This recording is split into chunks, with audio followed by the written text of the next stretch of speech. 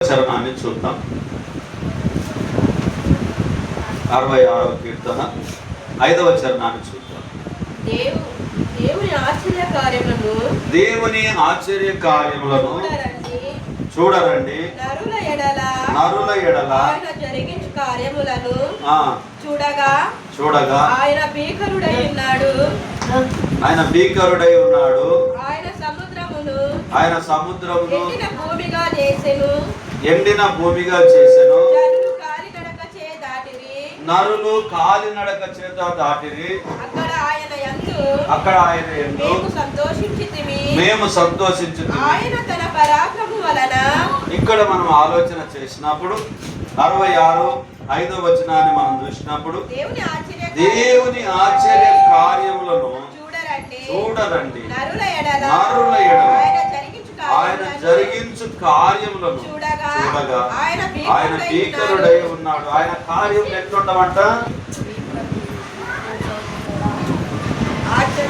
ఆశ్చర్యకరంగా ఉంటాడు. ఎంత ఆశ్చర్యకరుడోయమ్మా, ఇంతయాని వర్ణింపను. ఎంత ఆశ్చర్యకరుడోయమ్మా, ఆయన ఎంతో ఆశ్చర్యమైనటువంటి కార్యాలను జరిపించడానికి సిద్ధంగా ఉంటాడు. కానీ మనము ఆ ఆశ్చర్య కార్యాలను గ్రహించకుండా దుష్ట కార్యాల్లో పాలు పొందుకుంటూ ఉంటాం. 20 వరకు చదువుతారు. దేవుని ఆశ్చర్య కార్యములను చూడరండి. నరుల ఎడల ఆయన జరిగించు కార్యములను చూడగా ఆయన భీకరుడై ఉన్నాడు. ఆయన సముద్రమును ఎండిన భూమిగా చేసెను. జనులు కాలినడక చే దాటిరి. అక్కడ ఆయన యందు మేము సంతోషించితిమి. ఆయన తన పరాక్రమము వలన నిత్యము ఏలుచున్నాడు. అన్య జనుల మీద ఆయన తన దృష్టి ఉంచి ఉన్నాడు. ద్రోహులు తమ్ము తాము హెచ్చించుకొనతగదు. జనములారా, మా దేవుని సన్నుతించుడి. గొప్ప స్వరముతో ఆయన కీర్తి వినిపించుడి. జీవ ప్రాప్తులనగా మమ్మును కలుగజేయువాడు ఆయనే. ఆయన మా పాదములు కదలనీయడు. నీవు మమ్మును పరిశీలించి ఉన్నావు.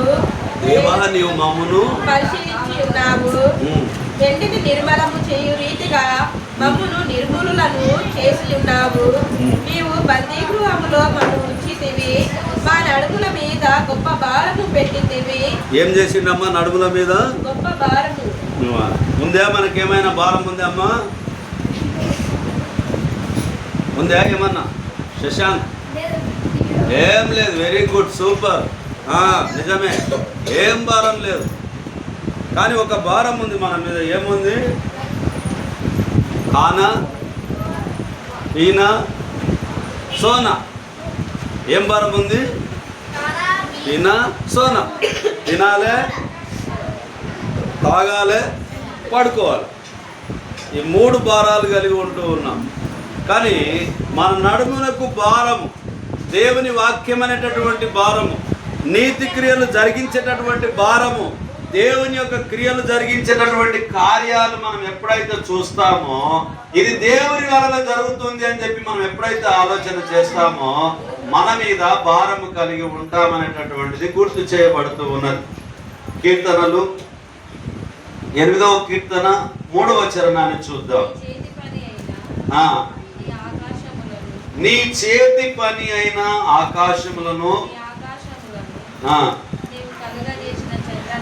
నీ చేతి పని అయిన నీ ఆకాశములను, నీవు కలగజేసిన చంద్ర నక్షత్రములను నేను చూడగా, నీవు మనుషుని జ్ఞాపకం చేసుకున్నటకు వాడు ఏ పాటి వాడు, నీవు నరపుత్రుని దర్శించుటకు వాడు ఏ పాటి వాడు. దేవుని కంటే వారిని కొంచెం తక్కువ వారిగా చేసి ఉన్నావు. ఎంత చేస్తున్నాడంటమ్మా? దేవుని కన్నా ఎంత తక్కువ చేసిండంట? కొంచెం తక్కువ చేసిండంట. కానీ మనమేమో ఎవరు మీరు కూర్చో. అమ్మా పద్మక్క గారు జరగరామా జరిగి మిద మీద పిల్లలు పోయినంటే ఎవరెవరో 2 ఏళ్ళు కొట్టి తోలుకొని రామ్మా. పెద్ద కట్టె తీసుకమ్మా, పెద్ద కట్టె తీసుకొని 2 ఏట్లు వేసుకుంటూ రామ్మా. ఎందుకంటే కింద పడితే కానీ మన మీద వస్తుంది, మాట వస్తుంది.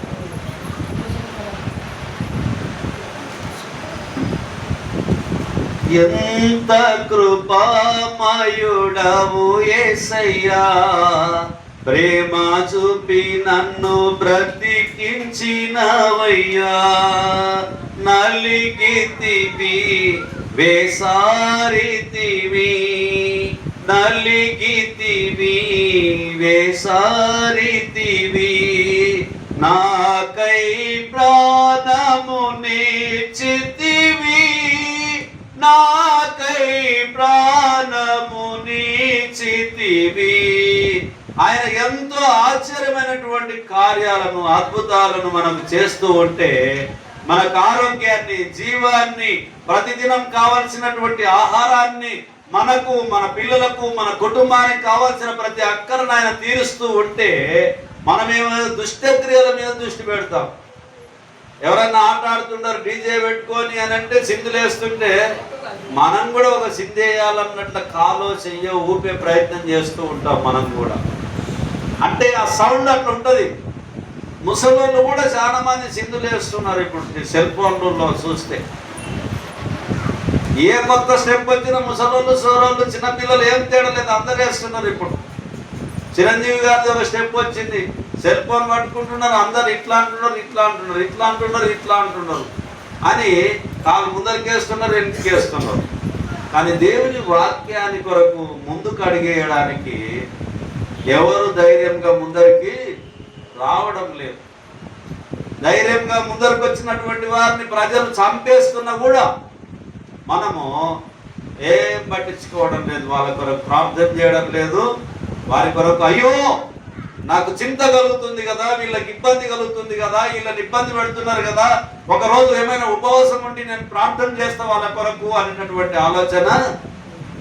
ఆయనను కొడితే నాకేం పోయింది ఆయన, అయ్యో పాపం కదా అని దాన్ని ఇట్లా ముందరు కానీ మళ్ళీ ఇంకోదంటే ఇంకొక ఆయన నవ్వించేట ఆయన వచ్చిందంటే ఇంకా మళ్ళా పక్క పక్క పక్క పక్క పక్క పక్క పక్క పక్క పక్క నా బా. ఇది మన పరిస్థితి. అంటే దీని అర్థం ఏంది? దేవుని క్రియలు చాలా గొప్పగా ఉంటాయి. మనుషుని జ్ఞాపకం చేసుకున్నటకు వాడు ఏ పాటి వాడు దేవుని కన్నా కొంచెం తక్కువగా మనల్ని చేసి ఉన్నాడు. మనం దేవుని కన్నా కొంచెం తక్కువగా ఉన్నాం. ఎంత తక్కువ ఉన్నామ్మా? మరి అమ్మ కొంచెం తక్కువ ఉన్నాం. జర ముఖం కడుకొచ్చుకోండి, జర కొంచెం నిద్రపోతే పోతుంది, ముఖం కడుకొచ్చుకోండి దయచేసి. దేవుని వాక్యంలో మనం గమనించే ఆయన దేవుని కన్నా కొంచెం మనల్ని తక్కువగా చేసి ఉన్నాడు. కీర్తనలు 19వ కీర్తన 1వ వచనాన్ని చూద్దాం. ఆకాశములు దేవుని మహిమను వివరించుచున్నాయి, అంతరిక్షము ఆయన చేతి పనిని ప్రచురపరచుచున్నది. ఆకాశములు దేవుని మహిమను వివరించుచున్నవి, అంతరిక్షము ఆయన చేతి పనిని ప్రచురపరచుచున్నది.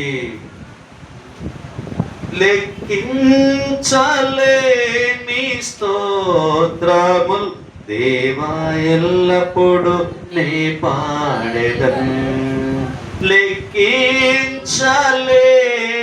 స్తోత్రములు దేవా ఎల్లప్పుడు నీ పాడెదను.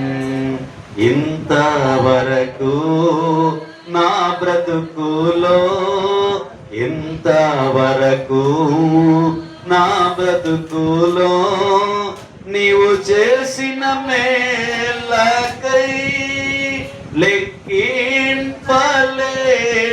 స్తోత్రములు దేవా ఎల్లప్పుడు నీ పాడెదను. ఆకాశమాకాశములు వాటి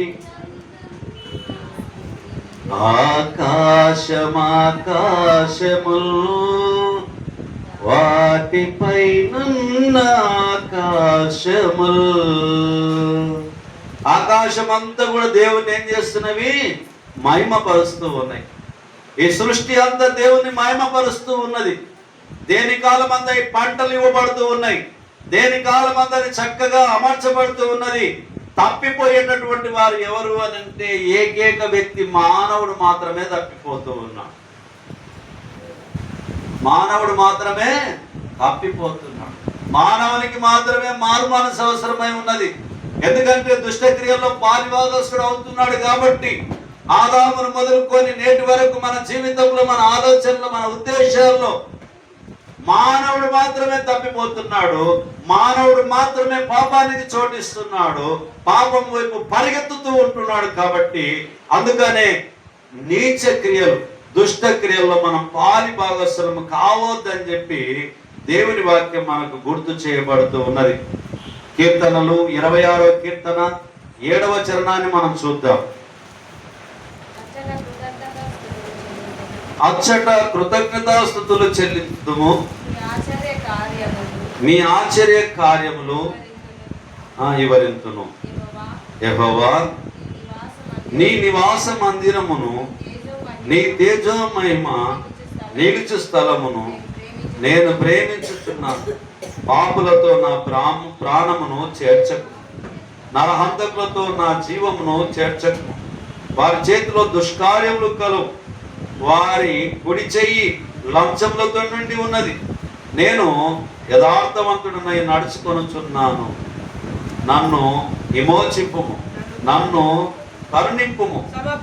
సమభూమిలో నా పాదము నిలిపి ఉన్నాను. సమాజములలో యెహోవాను స్తుతించుడి. 7వ వచనం చూస్తే అచ్చట కృతజ్ఞతాస్తుతులు చెల్లింతును, నీ ఆశ్చర్య కార్యములను వివరింతును. మనం ఆయన ఆశ్చర్యమైనటువంటి కార్యాలను వివరించడానికి మరి లేఖనాలు మనకు గుర్తు చేయబడుతున్నది.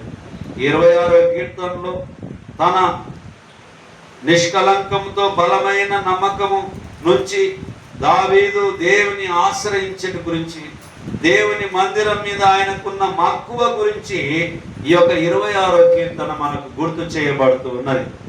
దేవుని కార్యాలు, దేవుని క్రియలు చాలా గొప్పగా ఉంటవి. మరి మానవుల ఆలోచనలు ఏంటంటే కడుపు నిండకపోతే మేము ఏం కావాలని కోరుకుంటాము? ఆహారము కావాలా, ఏదైనా పర్వాలేదు అనుకుంటాం, ఏదైనా పర్వాలేదు అనుకుంటాం. కడుపు నిండిన తర్వాత ఏమనుకుంటాము? ఏదైనా కావాలని అనుకోము. అప్పుడు నాకు ఇష్టమైనది కావాలనుకుంటాం. మటనో, చికెనో, బిర్యానో. మనమైతే తినాల్సినటువంటి వాళ్ళమైతేనేమో వీటిని ఆలోచన చేస్తాం. త్రాగుబోతుతనం ఉన్నటువంటి వాళ్ళైతేనేమో మందు కోరుకుంటాం. చిందు తాగిన తర్వాత ఊకుండా బుద్ధి అవుతుందా, చిందులేస్తాం. నీచ కార్యం సమస్తం అక్కడనే ప్రారంభం అవుతాయి. అక్కడ ఏమేమో జరుగుతాయి, అల్లర్లు జరుగుతాయి, గొడవలు జరుగుతాయి, సమస్యలు జరుగుతాయి. ఈరోజు జైల్లో ఉన్నటువంటి వారిని మనం చూస్తే, జైల్లో ఉన్నటువంటి వారిని చూస్తే వాళ్ళ జీవితాన్ని మనం పరిశీలన చేస్తే క్షణికావేశంలో జైల్లో పోయి ఉన్నారు. చాలా మంది క్షణికావేశంలో పోయి జైల్లో ఉన్నారు. ఎందుకు అని అంటే అల్లరి ఆటపాటలు కూడుకొని ఉన్నటువంటి స్థలంలో ఉన్నటువంటి వాళ్ళు ఇప్పుడు ఎక్కడున్నారమ్మా? జైల్లో ఉన్నారు. ఎందుకు అని అంటే అక్కడ ఆ నీచ కార్యాలు జరిగేటటువంటి స్థలంలో, అల్లరితో కూడినటువంటి ఆటపాటలు జరిగేటటువంటి స్థలంలో చాలా మంది చాలా పోగొట్టుకుంటారు. ఒక ఆయన మా అమరచితల్నే అప్పుడు బలాన్ని చూపించుకోవడానికి చాలా మంది సర్కస్ లాగా చేసేవాళ్ళు. ఎవరైనా పెళ్లిల్లో అమ్మాయిని తీసుకొని వచ్చినప్పుడు అవి కట్టెలు తిప్పడం కానీ, తర్వాత అది నోట్లో గ్యాస్ పోసుకొని మంటలు తీయడం కానీ, బ్లేడ్లు నమ్లి ఉమ్మివేయడం కానీ ఏదేదో చేసేటటువంటి క్రమంలో ఒక ఆయన ప్రేమించిన ఆయమ్మ అదే గుంపులో ఉందంట. ఉంటే ఆయన కూడా ఏం చేసిండు, ఆవేశానికి పోయి నేను ఆమె ముందర నా ప్రేమను గొప్పగా చూపించుకోవాలి, నా బలాన్ని చూపించుకోవాలని చెప్పి బాగా బరువైన వస్తువును నేను పళ్ళతో లేపుతానే అన్నాడంట. ఏమమ్మా?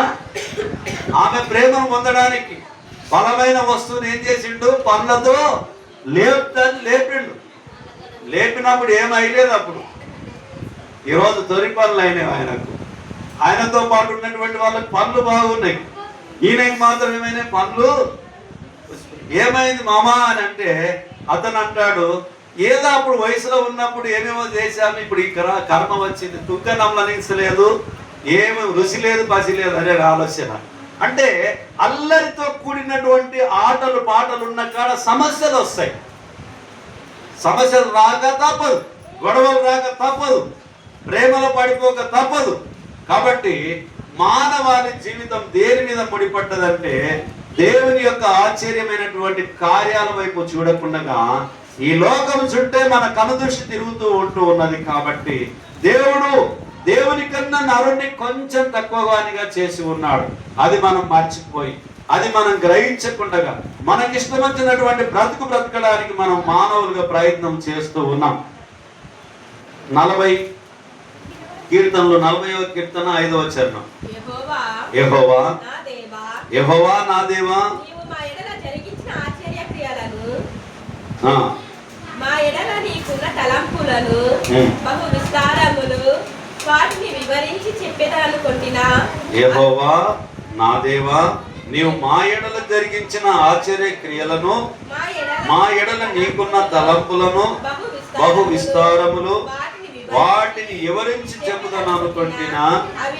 అవి లెక్కకు మించి ఉన్నాయి, నీకు సాటి అయిన వాడొక్కడును లేడు. ఏవైనా రాసుకోగలిగినావమ్మా జ్ఞానమ్మా? నీ జీవితంలో దేవుడు చేసిన మేళ్ళను ఏమైనా రాసుకొని ఉన్నావా?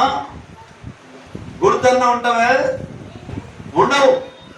లెక్కకు మించినటువంటి విస్తారమైనటువంటి దేవుని కార్యాలు మన పట్ల జరిగిస్తాడు, కానీ మనకేం లేకుంటుంది, జ్ఞాపకానికి లేకుంటుంది.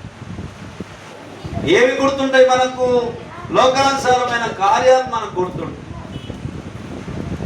పెళ్లి రోజు గుర్తుంటుంది, చనిపోయిన రోజు గుర్తుంటుంది, పుట్టినరోజు గుర్తుంటుంది, ఎవరైనా కొట్టిన రోజు గుర్తుంటుంది. ఇటువంటివి చెడుకు సంబంధించినటువంటివి ఎక్కువ ప్రభావితం మనకు చేస్తాయి. అంటే దేవుని వాక్యము ఏమయ్యా పుట్టినరోజు, వెరీ గుడ్, మీరు లెక్క రండి. లోకానుసారమైన వాటి మీద దృష్టి పెడతాం, కానీ దేవుడు ఆశ్చర్యమైనటువంటి కార్యాలు నా పట్ల చేసిండు కదా అని చెప్పి మనం రాసుకోలేము, మనకు సాధ్యము కాదు. ఎందుకంటే ఒక్క క్షణము దేవుని కృప లేకపోతే మనం బ్రతకలేము. బ్రతుకుతామా ఏమ్మా? సజీవమ్మా? బతుకమ్మా? ఒక్క క్షణమైన నన్ను వీడినా నేనేమవుదునో తెలియదయ్యా. ఒక్క క్షణమైన నన్ను వీడినా నేనేమవుదునో తెలియదయ్యా. నన్ను వీడినా నేను వీడినామా? నేను పాట ఇట్లా పాడు. నేను ఒక్క క్షణమైన నేను వీడినా నేనేమవుదునో తెలియదయ్యా. ఒక్క క్షణము దేవుణ్ణి విడిస్తే గాన మనం ఏమైపోతామో తెలియదు. కానీ అది తెలియక లోకంలో ఉన్న వాటి కొరకు అయితే ప్రయాస పడుతూ ఉంటాం, కానీ దేవుని చిత్తం కొరకు ప్రయాస పడడానికి వెనుకబాటు కలుగుతూ ఉంటాం. కాబట్టి ఆయన క్రియలు చాలా గొప్పగా ఉంటూ ఉన్నాయి. కీర్తనలు 111వ కీర్తన 4వ చరణాన్ని చూద్దాం. ఆయన తన ఆశ్చర్య కార్యములు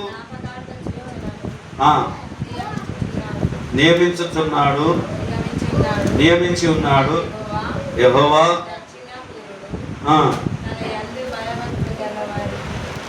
తన యందు భయభక్తులు గల వారికి ఆయన తన ఆశ్చర్య కార్యములకు జ్ఞాపకార్థ సూచనను నియమించి ఉన్నాడు. యెహోవా దయాదాక్షిణ పూర్ణుడు. తన యందు భయభక్తులు గల వారికి ఆయన ఆహారం ఇచ్చి ఉన్నాడు. ఆయన నిత్యము తన నిబంధన జ్ఞాపకము చేసుకొనును. ఆయన తన ప్రజలకు అన్యజనుల స్వాస్థ్యం అప్పగించి ఉన్నాడు. తన క్రియలు తన క్రియల మహాత్మ్యమును వారికి వెల్లడి చేసి ఉన్నాడు. ఆయన చేతి కార్యములు సత్యమైనవి, న్యాయమైనవి. ఆయన శాసనములన్నీ నమ్మకమైనవి, అవి శాశ్వతంగా స్థాపింపబడి ఉన్నవి. సత్యముతోనూ యథార్థతతోనూ అవి చేయబడి ఉన్నవి. ఆయన తన ప్రజలకు విమోచనము కలుగజేయవాడు. తన నిబంధన ఆయన నిత్యముగా నిర్ణయించువాడు. ఆయన నామము పరిశుద్ధమైనది, పూజింపదగినది. యెహోవా యందలి భయము జ్ఞానమునకు మూలము. ఆయన శాసనముల అనుసరించు వారందరూ మంచి వివేకము గలవారు. ఆయనకు నిత్యము స్తోత్రము కలుగుచున్నది. మనం చూసినప్పుడు ఆయన తన ఆశ్చర్య కార్యములకు జ్ఞాపకార్థ సూచనను నియమించి ఉన్నాడు. యెహోవా దయాదాక్షిణ పూర్ణుడుగా ఉంటూ ఉన్నాడు. యెహోవా ఎట్లున్నాడమ్మా? దయాదాక్షిణ పూర్ణుడుగా ఉన్నాడు. అమ్మ కూర్చోపండి, నాయన ఇక్కడ రండి, అట్లా అల్లరి చేయొద్దండి, ఇక్కడ రండి, ఇక్కడ రండి, మొత్తం ముందరికే వాడి, ఎవరు కుర్చీలో వాళ్ళు కూర్చోపండి, అట్లా చేయొద్దండి. ఇంకా ఎవరున్నారమ్మా పిల్లలు? పైన కింద మీరు కూర్చోండి, ఎవరు లేచిన మీకు శిక్షణ చూడండి. ఇప్పుడు ఆ కట్టే ఆడిందమ్మా, ఊకనా నాకుండా మిమ్మల్ని నేను కొట్టాను, కానీ జాగ్రత్తగా చూస్తాడు. మిమ్మల్ని కొట్టే అధికారం నాకు లేదు, కానీ వాక్యం చెప్పే అధికారం మాత్రం దేవుడు ఇచ్చాడు. ఏం చేయాలమ్మా? దేవుని ఆశ్చర్యమైనటువంటి కార్యాలను మనం గుర్తు చేసుకొని ఏం చేయాలి? ఇప్పుడు ఏం చేయాలి? నిఖిలు ఏం చేయాలమ్మా? ఆశ్చర్య కార్యములను విని మనం ఏం చేయాలి? ఇప్పుడు పాటించాలా లేదా? ఈ చెవుల ఈ చెవుల ఇద్దరు సున్నో ఇద్దరు చూడు అన్నట్లు ఉండాలన్నా?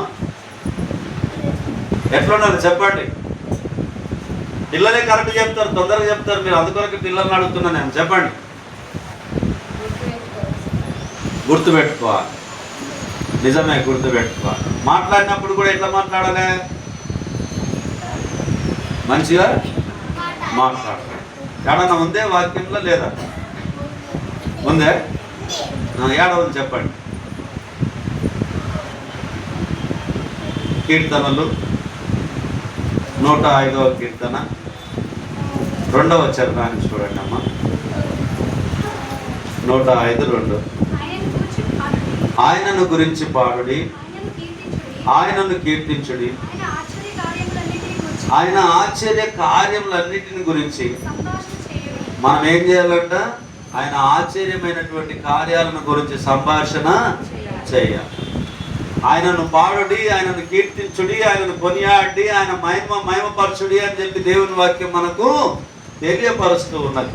కాబట్టి ఆయనను గురించినటువంటి ఆత్మీయ సంభాషణ చేసేవారిగా మనం ఉండాలి. 139వ కీర్తన 14వ చరణాన్ని చూద్దాం. నీవు నన్ను కలగజేసిన విధము చూడగా భయమును ఆశ్చర్యమును నాకు పుట్టుచున్నది. అందును బట్టి నేను నీకు కృతజ్ఞతాస్తుతులు చెల్లించుచున్నాను. చూడండి ప్రియమైనటువంటి వాళ్ళ, నీవు నన్ను కలగజేసిన విధము చూడగా భయమును ఆశ్చర్యమును నాకు పుట్టుతున్నాయి. అందును బట్టి నేను నీకు కృతజ్ఞతాస్తుతులు చెల్లించుచున్నాను. నీ కార్యములు ఆశ్చర్యకరములు, ఆ సంగతి నాకు బాగుగా తెలిసి ఉన్నది. ఎవరికి తెలిసిందమ్మా ఈ సంగతి? సకల కార్యముల శోధన చేసి తెలుసుకొను దేవుని కాపుదలకు తలంచి దావీదు స్తుతిస్తూ ఉన్నాడు. దావీదు గారు ఏం చేస్తున్నారమ్మా? స్తుతిస్తూ ఉన్నారు, దేవుని మహిమపరుస్తూ ఉన్నారు. నీవు నన్ను కలగజేసిన విధము చూడగా భయమును ఆశ్చర్యమును నాకు పుట్టుచున్నాయి. అందును బట్టి నేను నీకు కృతజ్ఞతాస్తుతులు చెల్లించుతున్నాను. నీ కార్యములు ఆశ్చర్యకరములు, ఆ సంగతి నాకు బాగుగా తెలిసి ఉన్నది. 15 నేను రహస్యమందు పుట్టిన నాడు భూమి యొక్క అగాధ స్థలంలో విచిత్రంగా నిర్మింపబడిన నాడు నాకు కలిగిన ఎముకలను నీకు మరుగై ఉండలేదు. నేను పిండముగా ఉండగా నీ కన్నులు నన్ను చూచెను. నియమింపబడిన దినములలో ఒక్కటైనా కాక మునిపి నా దినములన్నీ నీ గ్రంథంలో లిఖితములాయను. దేవా, నీ తలంపులు నాకెంతో ప్రియమైనవి, వాటి మొత్తం ఎంత గొప్పది. కాబట్టి ప్రియమైనట్టు వాటిని లెక్కించదా ననుకొంటిని, అవి ఇసుక కంటే లెక్కకు ఎక్కువై ఉన్నవి. నేను మేలు కొట్టిన ఇంకనూ నీ యొద్దనే ఉందును. కాబట్టి నీవు నన్ను కలుగజేసిన విధము చూడగా భయము కలుగు. దావీదు గారికి ఏమో ఏం కలిగింది? భయము కలిగింది. మరి మనకు ఆ భయం ఏమన్నా కలుగుతుందా అని అంటే